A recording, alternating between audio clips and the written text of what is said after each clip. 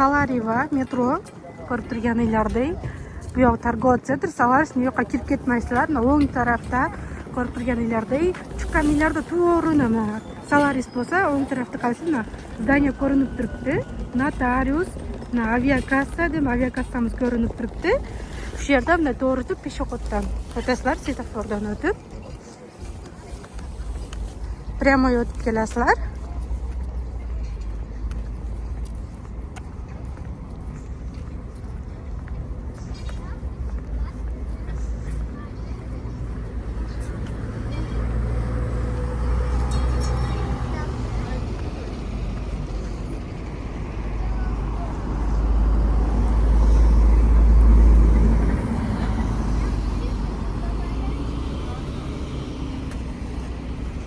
Shu svetofordan o'tasizlar, o'tib to'g'riga yurasizlar, tepaga.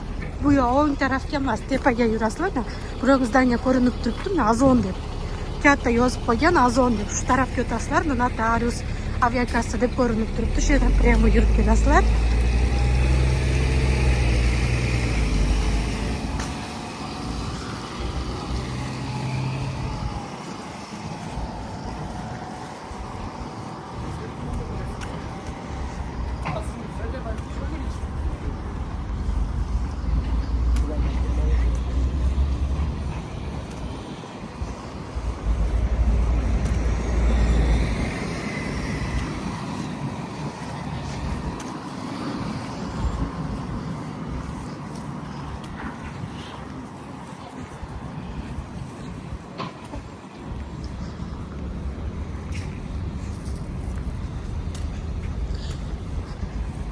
Kelganinglarda Azon deb katta yozilgan, bu yog'ida aviakassa, notarius zdaniya turibdi, ko'rib turganinglardek.